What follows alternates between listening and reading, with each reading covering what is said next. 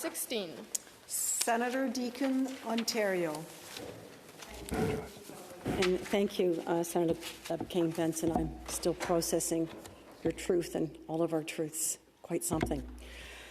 Colleagues, I wish to rise today to speak to Senator Black's inquiry, number 16, regarding the ongoing concerns with respect to agricultural, wetland and forest land reallotments in Canada, as well as potential food, economic and social insecurities as a result of reduced capacity for farming, pasture, forestry and food production, both domestically and internationally. I'm happy the Senators brought this issue forward as it touches on the three of the greatest challenges this country faces: housing, climate change and food security. These are challenges that every level of government will face as we move forward as a country, and cooperation between all of these jurisdictions is paramount if we're to see it through successfully and not damage valuable and needed agricultural land in Canada. I've learned time and time again as a senator just how much jurisdiction can trip up policy, with no clear answers on what a good compromise might be when the levels of government don't talk with one another. You will recall when I spoke to the Federal Provincial Municipal Inquiry, I talked about the continued essential importance of these jurisdictions working together. This is all the more important as we move into the next few decades.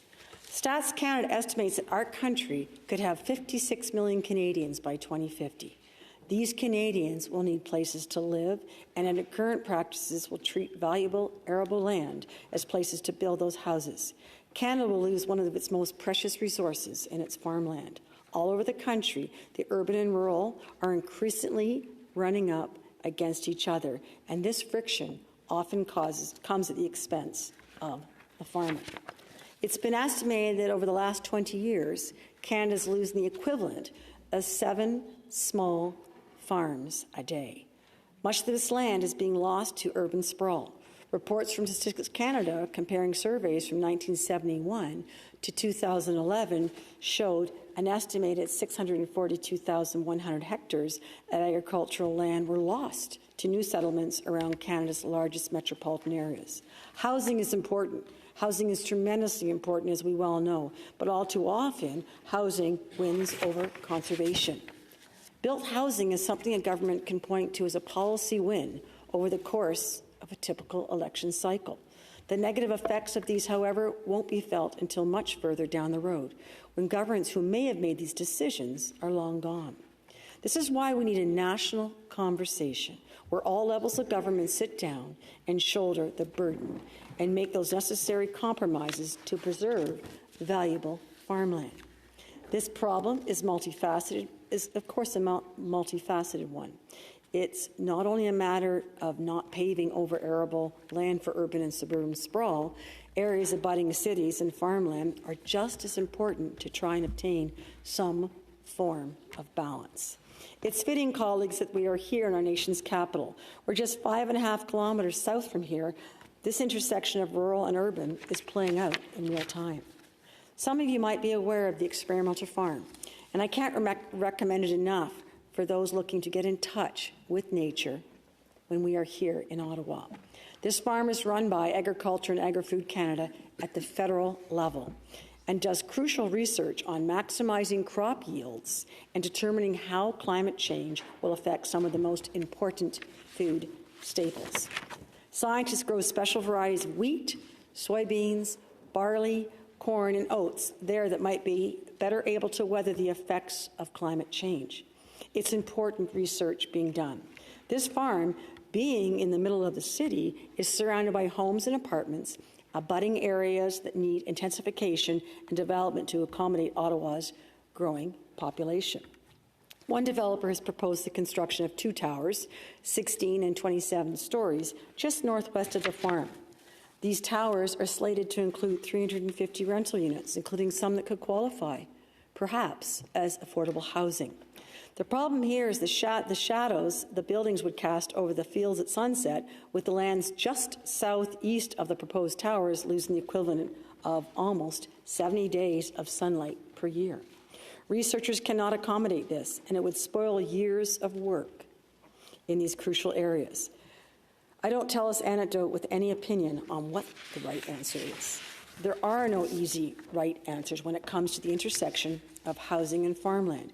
But we have ignored this problem for too long, much to our detriment. We have seen this in my own home province of Ontario. The largest conversion from arable land to settlement happened in the Golden Horseshoe area around Toronto. That includes my region of Kitchener-Waterloo, which alone lost 28,900 hectares of arable land between 1971 and 2011. During that 40-year period, 85% of all urban settlement in the Golden Horseshoe was built on once prime agricultural land.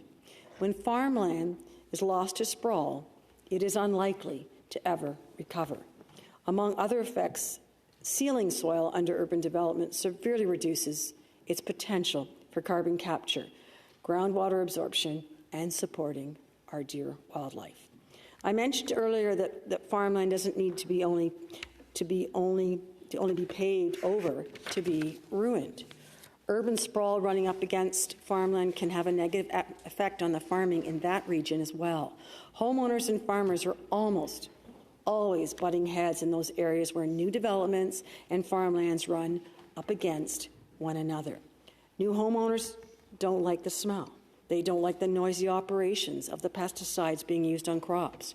Farmers, on the other hand, have to deal with trespassers and vandals and people dumping garbage on their land. New roads and suburban comforts fragment farmlands and make transportation more difficult.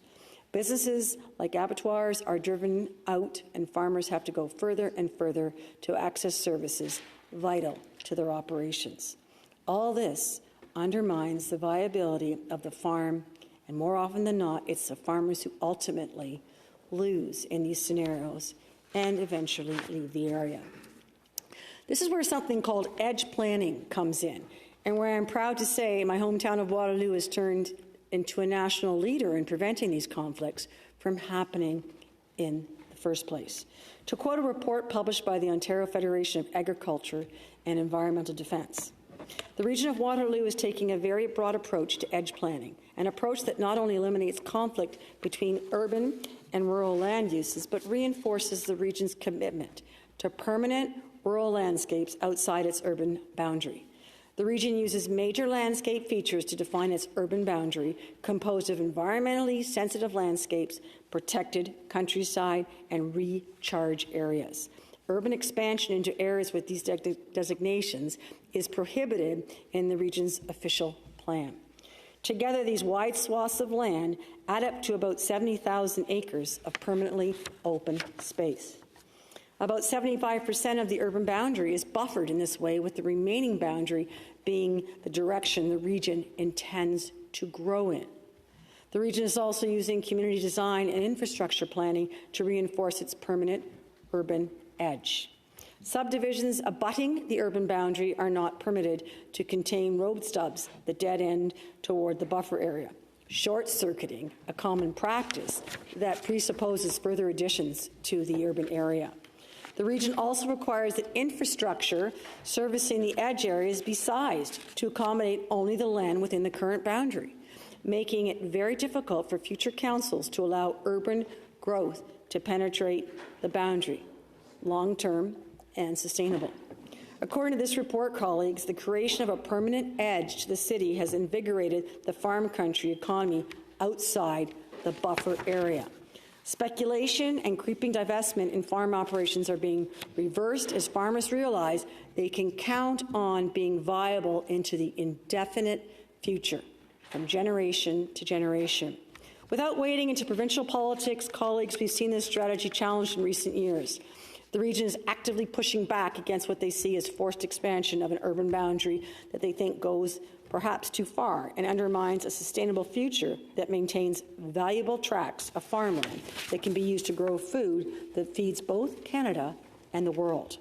It's why this inquiry, I think, is so timely. I've shamelessly plugged the good work of my city in charting a more sustainable path for our growing population, but there are other issues at play here and other regions that have faced different challenges and come up with their own solutions. This is not about one level of government telling another level what to do. Too often that is the case, and it's led to kind of disjointed and frankly short-sighted and damaging policy we've seen over the last 40-some-odd years. Municipal provincial and federal governments need to sit down and chart out a sustainable path for the future, one that they will all equally own and be responsible for. Without that, colleagues, we'll just get more of the same, which, as we've seen, will lead our limited farmland to ruin. I thank Senator Black for starting this conversation, and I look forward to hearing more in the coming weeks and months from my colleagues on how we might move forward together. Thank you. Merci.